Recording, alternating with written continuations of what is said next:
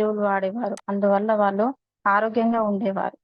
కానీ మారుతున్న కాలాన్ని బట్టి పంటలకు క్రిమిసంహారక మందులు అధికంగా వాడడం జరుగుతుంది. అంటే విత్తనాలు వేయడం మొదలుపెట్టిన దగ్గర నుండి పంట రావడానికి, విత్తనాలు మొలకెత్తడానికి, ఏ పంట ఏపుగా పెరగడానికి, పంటకు పూత రావడానికి, పూత రాలిపోకుండా ఉండడానికి, వచ్చిన పూతని పింద నిలబడడానికి, అంటే ఒకటని కాదు, ప్రతి ఒక్క దానికి రసాయనిక ఎరువులే అధికంగా వాడడం వల్ల పంటలు, తినే ఆహార పదార్థాలు అన్ని కూడా కలుషితమైపోతున్నాయి.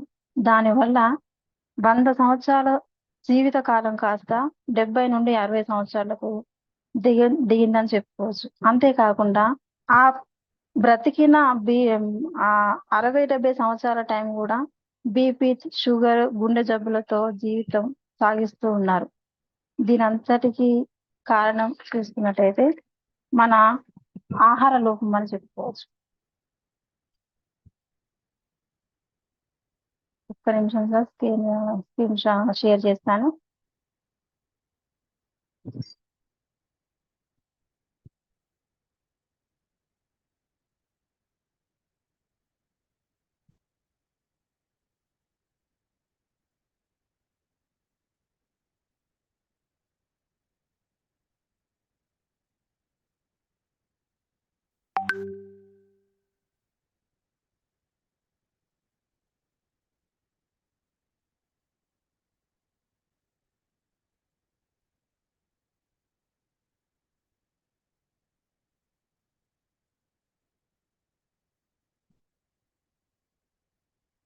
సార్ స్క్రీన్ షేర్ అవుతుందా సార్? రావట్లేదు మేడం.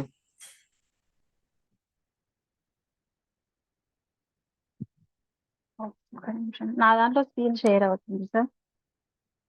అది ఒక్కసారి మీరు డిస్కనెక్ట్ చేసి మళ్ళీ చేయండి మేడం. ఫస్ట్ వచ్చింది కానీ మళ్ళీ రాలేదు. ఒక్క నిమిషం సార్.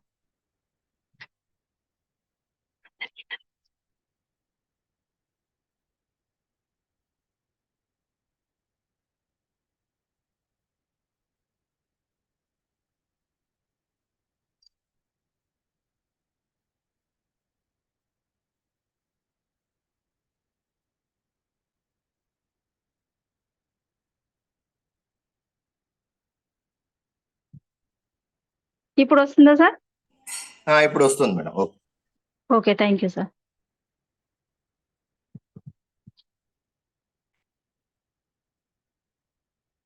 జీవన శైలి వ్యాధులు అంటే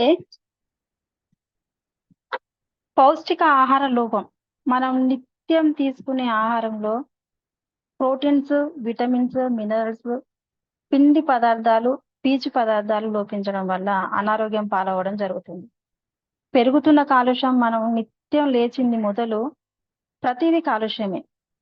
మనం పీల్చుకునే గాలి, వాతావరణం మరియు తాగే నీరు అన్నీ కూడా కలుషితమైపోతున్నాయి. ఒత్తిడితో కూడుకున్నటువంటి నేటి జీవన విధానం. మనిషి ఒత్తిడి అన్నది సహజం. అంటే స్కూల్కు పోయే పిల్లలకు చదువు విషయంలోను, ఎగ్జామ్స్ విషయంలోను ఒత్తిడి ఉంటుంది. ఆఫీస్కు పోయే వాళ్ళకి వర్క్ విషయంలో ఒత్తిడి ఉంటుంది. ఇంట్లో పనిచేసే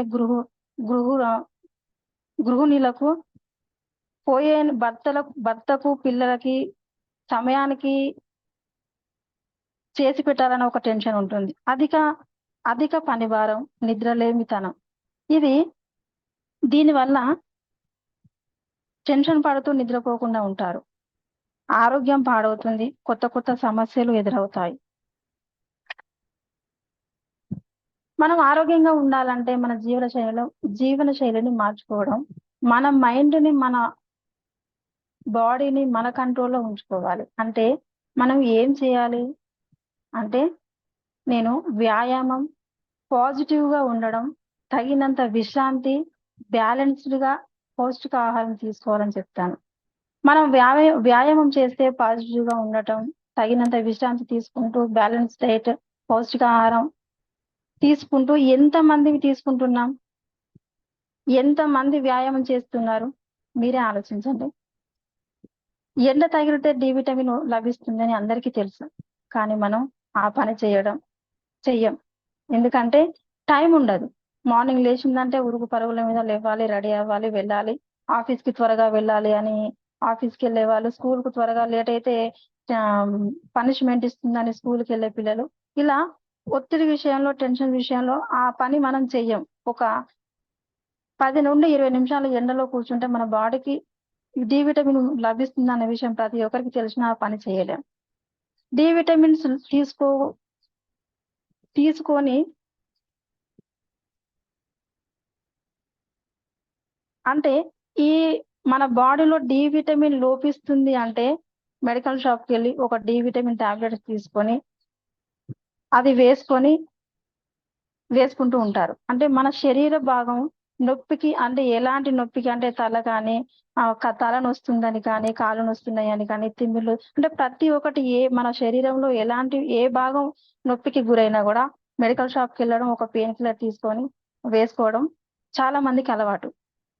అలా పెయిన్ కిల్లర్ తీసుకొని వేసుకోవడం వల్ల మన బాడీలో గురవుతున్న నొప్పి ఒక 1% మాత్రమే ఉంటుంది ఆ వేసుకున్న క్యాప్సూల్లో. మిగిలిన 99% మన బాడీకి హాని కలిగించే కెమికల్సే ఉంటాయి. అది మన అందరికీ తెలుసు, కానీ మనం అది పాటించం. అందుకు మన పెద్దలు ఒక సామెత చెప్పారు. ఏంటంటే 6 అంగుళాల నాలుక 6 అడుగుల మనిషిని పడుకోబెడుతుంది అని.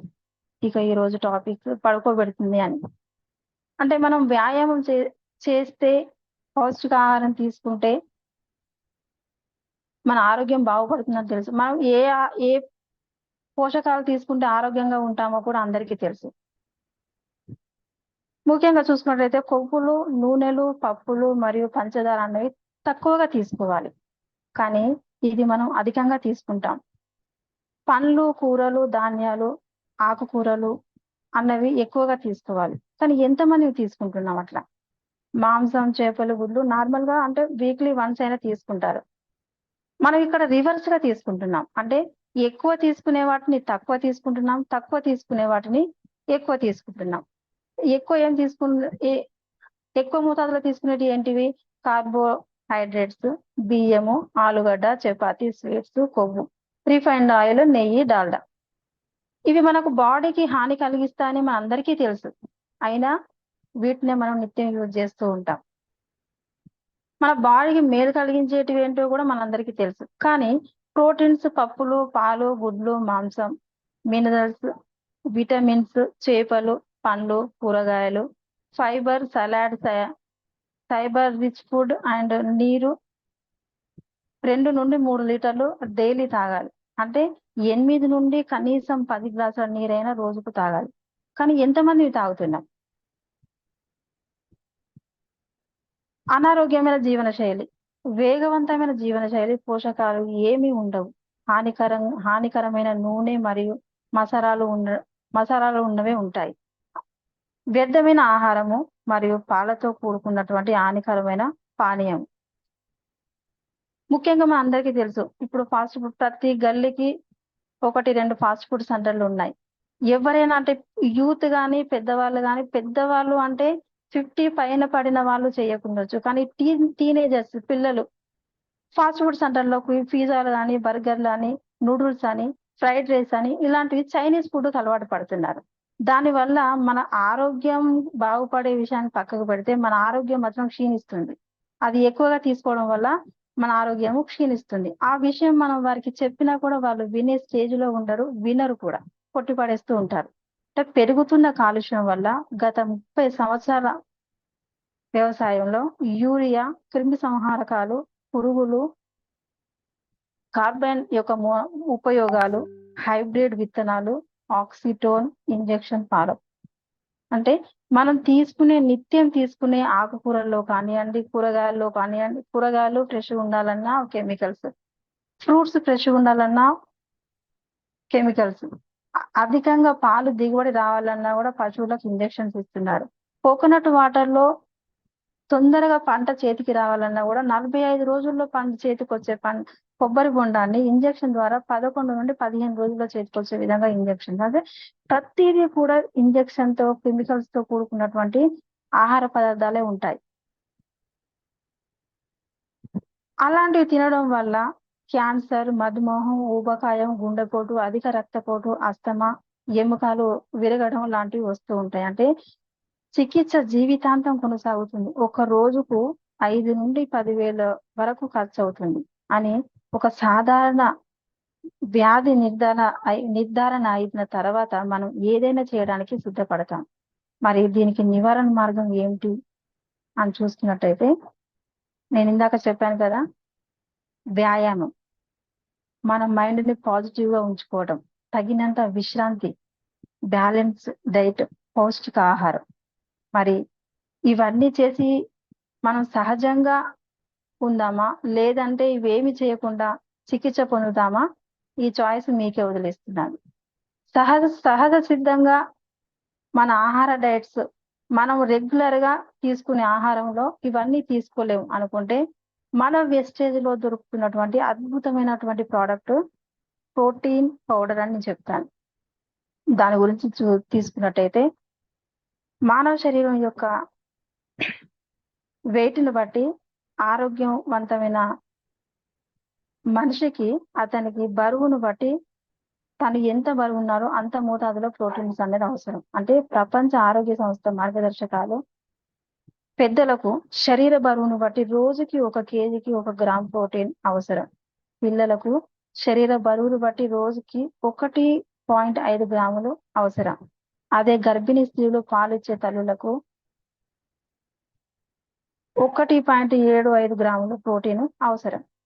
మరి ప్రోటీన్ ప్రాముఖ్యత ఏంటి? ఆరోగ్యకరమైన ఆహారంలో ప్రోటీన్ ముఖ్యమైన భాగం. ప్రోటీన్లు అమైనో ఆమ్లాలు అనే రసాయనిక బిల్డింగ్ బ్లాక్స్ తో తయారవుతాయి. మన శరీరంలో కండరాలు మరియు ఎముకలు నిర్మించడానికి మరియు మరమ్మతులు చేయడానికి, హార్మోన్లు మరియు ఎంజైమ్లను తయారు చేయడానికి అమైనో ఆమ్లాలను ఉపయోగిస్తుంది. వాటిని శక్తి వనరుగా కూడా ఉపయోగించవచ్చు.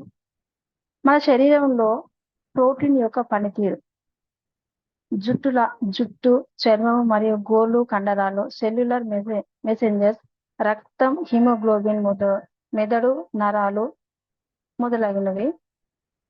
అసలు ప్రోటీన్ అంటే ఏంటి అంటే, ఇప్పుడు మారుతున్న కాలాన్ని బట్టి ప్రతి వ్యక్తిలో 30 ఇయర్స్ వచ్చినాయంటే చాలా మందికి బట్టతల కనిపిస్తుంటుంది. అంటే దీనికి ఏంటి? మన బాడీలో ప్రోటీన్స్ తగ్గడం వల్ల. చర్మము, చాలా మందికి చర్మం చిగుళ్ళు, అంటే పొడిబారిన చర్మం, కాళ్ళు పగుళ్ళు ఇలాంటివి చూస్తూ ఉంటాం. గోర్లు నల్లగా వారి పొరలుగా లేవడం అలాంటివి మనం చూస్తూనే ఉంటాం. ప్రతి వ్యక్తికి రక్తం అన్నది సరిగ్గా ఉండడం, అంటే రక్తహీనత గురవుతూ ఉంటారు. మెదడు సరిగ్గా పనిచేయకపోవడం వల్ల మన ఆలోచన విధానం మనకు నీరసంగా ఉండడము, మన బాడీ యాక్టివ్ గా ఉండలేకపోవడం, ఇవన్నీ కూడా మన బాడీకి సరి అయిన ప్రోటీన్స్ అందకపోవడం వల్లనే జరుగుతుందని చెప్పుకోవచ్చు. మరి ప్రోటీన్స్ అంటే ఏంటి? మనం ప్రోటీన్ తీసుకోకపోవడం వల్ల శరీరం అవసరాలను తీర్చలేకపోవడాన్ని ప్రోటీన్ లోపం అంటారు. ప్రోటీన్ యొక్క ఫంక్షన్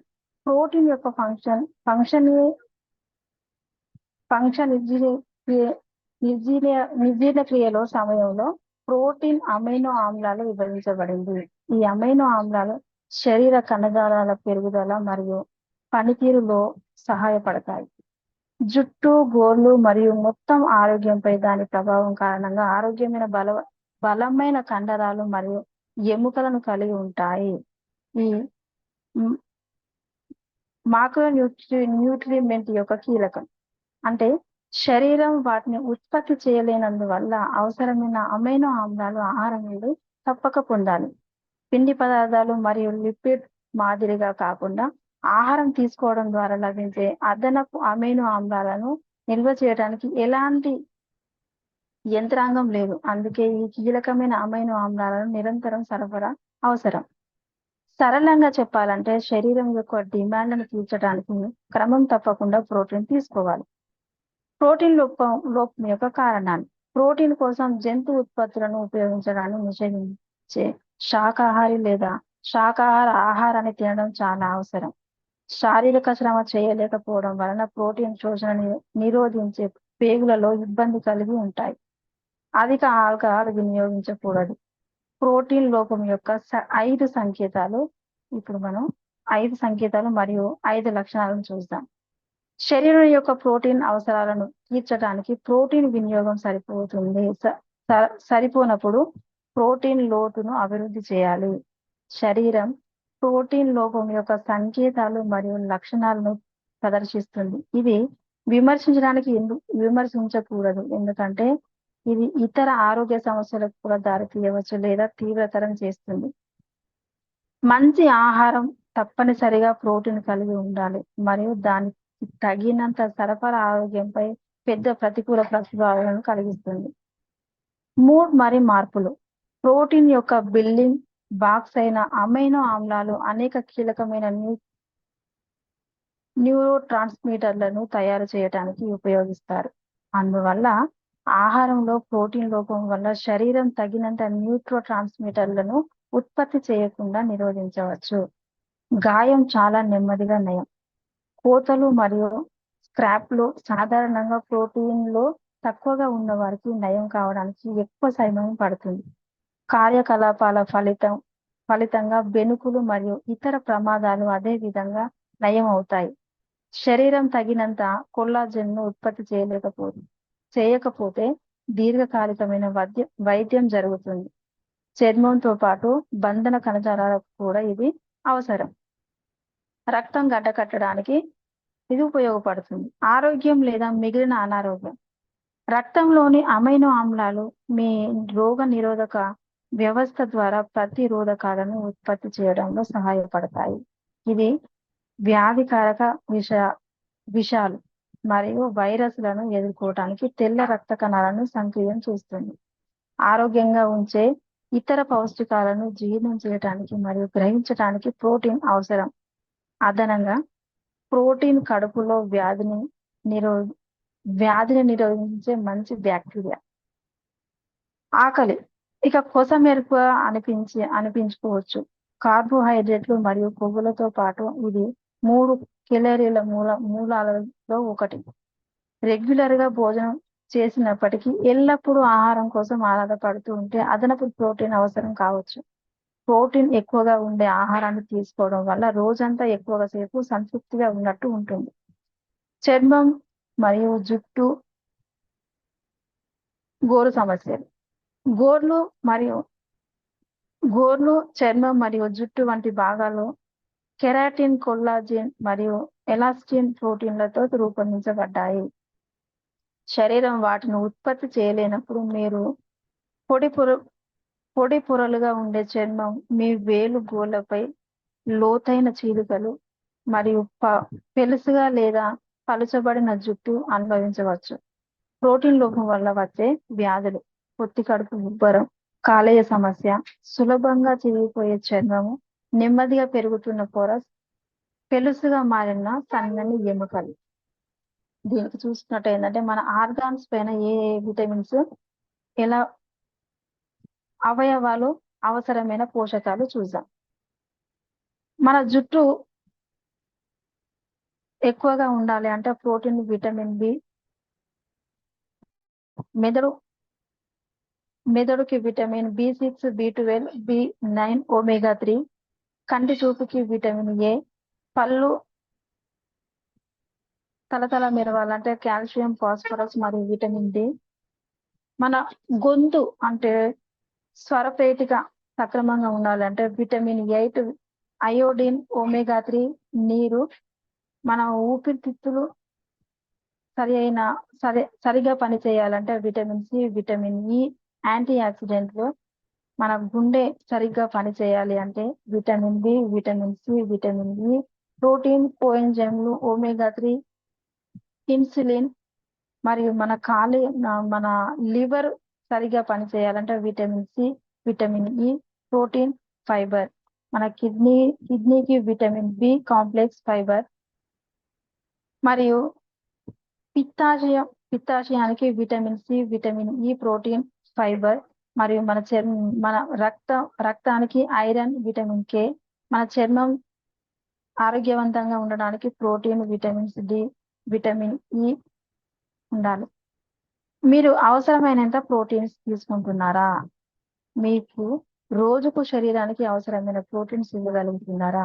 ఏ ఆహారంలో ఎన్ని ప్రోటీన్స్ లభిస్తున్నాయి చూసుకున్నట్టయితే, పాలు తీసుకుంటే 2 గ్లాసుల పాలలో 4 గ్రాములు, 2 కప్పుల పప్పులో 4 గ్రాములు, 10 రోటీలలో 10 గ్రాములు, మిగతా ఆహారంలో 12 గ్రాములు, మొత్తం 30 గ్రాములు మాత్రమే మనం రోజుకు తీసుకుంటున్నాం. అంటే మన weight ను బట్టి మన యొక్క ప్రోటీన్ ఉండాలి. అంటే మనం ఇక్కడ 30 తీసుకుంటున్నాం అంటే 50% మాత్రమే తీసుకుంటున్నాం. అంటే ఈ ICMR నిర్ధారణలో తేలింది ఏమిటంటే 80% భారతీయులు వారు తినే ఆహారంలో ప్రోటీన్ లోపం ఉంది. అంటే 50% ప్రోటీన్ లోపం ఉంది అని నిర్ధారించారు. మరి వెస్టేజ్ ప్రోటీన్ పౌడర్ లో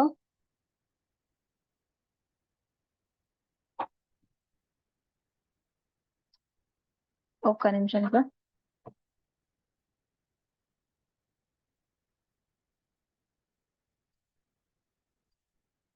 మరియు వెస్టేజ్ ప్రోటీన్ పౌడర్ లో అధికమైన నాణ్యత కలిగినటువంటి ప్రోటీన్స్ మరియు అవసరమైన అమైనో ఆమ్లాలు కలిగి ఉంటుంది. ప్రతి 100 గ్రాముల ప్రోటీన్ పౌడర్ లో 80 నుండి 80.2 గ్రాముల ప్రోటీన్స్ ఉంటుంది. అంటే చక్కెర, కొలెస్ట్రాల్ మరియు కొవ్వు లేనటువంటి ప్రోటీన్ శరీరం యొక్క బిల్డింగ్ బ్లాక్స్ కొవ్వు తక్కువగా మరియు ప్రోటీన్స్ ఎక్కువగా ఉంటుంది.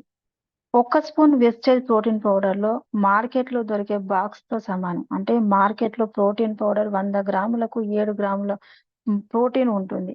అంటే 200 గ్రాములు అంటే 10 ఇంటూ 237 చేసుకున్నట్టయితే మనకు 2370 రూపాయలు. అంటే ఒక డబ్బా మన వేస్టేజ్ లో దొరికే ప్రోటీన్ డబ్బాలోని 1 స్పూన్ తో సమానం. అంటే ప్రోటీన్ తినకపోతే ఏమవుతుంది అని మీకు అనిపిస్తే ప్రోటీన్ లోపం యొక్క సంకేతాలు చూడండి. రోగ నిరోధక శక్తిని పెంచడానికి ప్రోటీన్ లేకుండా తరచుగా అనారోగ్యానికి గురవుతూ ఉంటారు. అంటే మన బాడీకి సరి అయినటువంటి ప్రోటీన్స్ మనం అందించకపోతే జలుబు చేయడమా, జ్వరం రావడమా, నీరసంగా ఉండడమా, కాళ్ళు గుంజడం లాంటివి నిత్యం మనం ఆరోగ్యంగా ఉండకుండా అనీజీగా ఉంటాం. మనం అనారోగ్యానికి గురవుతూ ఉంటాం. మరియు కండరాల ద్రవ్యరాశిని నిర్మూలించడానికి అమైనో ఆమ్లాలు అవసరం కాబట్టి మెదడు యొక్క న్యూరో ట్రాన్స్మిటర్లపై ప్రభావం చూపిస్తుంది, మూడ్ని నియంత్రిస్తుంది. మరి కండరాల బలహీనతపై రక్తం, చక్కెర మరియు ప్రోటీన్ల ప్రభావం చూపిస్తుంది. Vitamins and minerals. మినరల్స్ ఒక ఆరోగ్యమైన వ్యక్తికి రోజుకు 13 విటమిన్స్, 11 మినరల్స్, 9 ముఖ్యమైన అమైనో యాసిడ్స్ అవసరం. అలాగే మనకి 8 నుండి 10 రకాల పండ్లు తీసుకోవాలి. కానీ మనం నిత్య జీవితంలో అన్ని ఫ్రూట్స్ మనం తీసుకుంటున్నామా? అందరూ తీసుకుంటున్నారా? ఎవరో ఒకరు ఇద్దరు మాత్రమే తీసుకుంటున్నారు. Next spirulina. JHFA పోషాల్ అండ్ హలాల్ 100% వెజిటేరియన్ అని ధృవీకరించబడింది. సర్టిఫైడ్ బై JHFA పోషాల్ అండ్ హలాల్ 100% వెజిటేరియన్స్ అన్నమాట. స్పిరులినా అంటే ఏంటి? స్పిరులినాలు అనగా ఒక చిన్న నీటి మొక్క. ఎందుకంటే ఇది వసంతాకారపు నాచు. దీనికి స్పిరులినా అనే పేరు కలదు. న్యాచురల్ 3.5 బిలియన్ సంవత్సరాల క్రితం ఈ అమైనో గ్రీన్ బిల్లే రూపాన్ని ఇచ్చింది మరియు ఇది వాతావరణంలో ఆక్సిజన్ ఉత్పత్తిని పెంచుతుంది. స్పిరులినా అనేది భూమి పైన ఒక శక్తివంతమైన మొక్క. World cup insurance United national వారు ప్రకటించింది భవిష్యత్తులో ఉత్తమమైన ఆహారాన్ని అందిస్తుందని. కేజీ పండ్లు 46 రకాలు లేదా కూరగాయలతో ఉండే పోషకాలు ఒక స్పిరులినా క్యాప్సూల్లో ఉంటాయి. అనారోగ్యం మరియు వ్యాధి నుండి మిమ్మల్ని రక్షించే అనేక ముఖ్యమైన పోషకాలతో స్పిరులినా ఉంటుంది. అంటే ఒక క్యాప్సూల్ స్పిరులినాలో 25 రెట్ల బీటా కెరోటిన్ 25 రెట్లు ఎక్కువగా బీటా కెరోటిన్ ఉంటుంది. అంటే పూర్తి ప్రోటీన్ స్పెర్లినా 55.75% ప్రోటీన్ మరియు 18 కాల్షియం అమైనో ఆమ్లాలు అమైనో యాసిడ్స్ తో కూడి ఉంటుంది. ఇది చెడు కొలెస్ట్రాల్ ను తగ్గించడంలో సహాయపడుతుంది. అరుదైన ముఖ్యమైన కొవ్వు ఆమ్లాలతో ఒకటైన గామా కెరోటిన్. ఇందులో అవసరమైన విటమిన్లు విటమిన్ బి, విటమిన్ సి మరియు విటమిన్ ఇ ఉంటాయి. స్పెరులినాలో పొటాషియం, కాల్షియం, క్రిమినల్ రాగి, ఐరన్ మరియు మెగ్నీషియం పుష్కలంగా ఉంటుంది. బచ్చల కూరలో కంటే స్పెరులినాలో ఐరన్ 5 నుండి 8 రెట్లు ఎక్కువగా ఉంటుంది.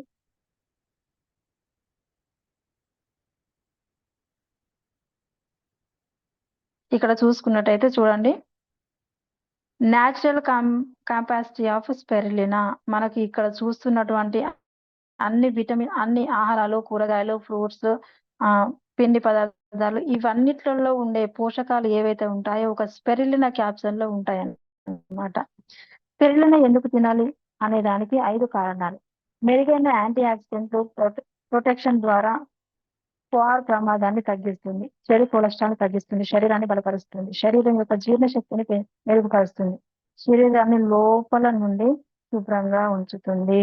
మరి స్పెరులినాను ఎవరు తినాలి అంటే పిల్లలు మరియు టీనేజర్స్, గర్భిణీ స్త్రీలు, వృద్ధులు, క్రీడాకారులు, ప్రత్యేకంగా శాకాహారులు, ప్రజలు నిత్య జీవితంలో హరిబరిగా పనిచేసే ప్రతి ఒక్కరు తీసుకోవచ్చు.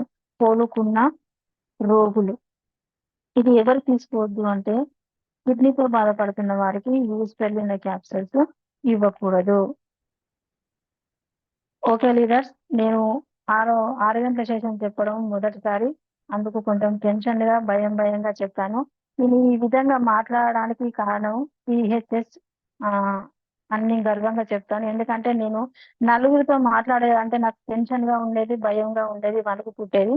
అలాంటిది ఈ 300 నుండి 400 మందిలో ఎక్స్పర్ట్ లీడర్స్ అయినటువంటి లీడర్స్ ముందు నేను ఈ విధంగా చెప్తున్నాను అంటే దీనికి నేను THH అనే టీమ్ హెల్పింగ్ హ్యాండ్స్ అని గర్వంగా చెప్పుకుంటాను. దీని ఫౌండర్ అయినటువంటి రంజిత్ కుమార్ సార్కి నా యొక్క హృదయపూర్వక ధన్యవాదాలు. నేను ఎప్పుడు తనకి రుణపడి ఉంటాను. Thank you sir. నాకు ఈ అవకాశం కల్పించినందుకు ప్రతి ఒక్కరికి, శ్రీలత మేడంకి, చిరంజీవి సార్కి మరియు కుమారస్వామి సార్కి, రంజిత్ కుమార్ సార్కి, లహరి మేడం మరియు ఉమాశంకర్ సార్కి నా యొక్క హృదయపూర్వక ధన్యవాదాలు. Thank you sir. Back to ghost.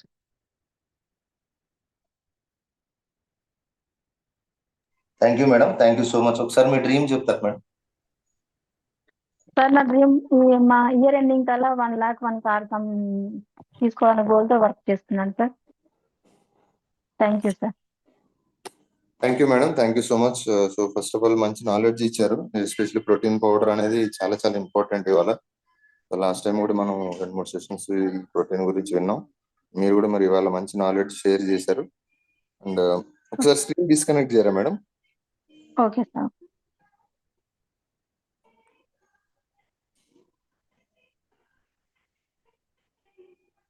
Okay madam, thank you madam. So all the very best madam. మీరు అనుకున్నవన్నీ నెరవేరాలి. మీరు ఇంకా మంచి నాలెడ్జ్ షేర్ చేస్తున్నారు. సో ఈవినింగ్ సెషన్స్ కూడా రావాలని కోరుకుంటున్నాం madam. All the very best అండి మంజుల గారు. Thank you.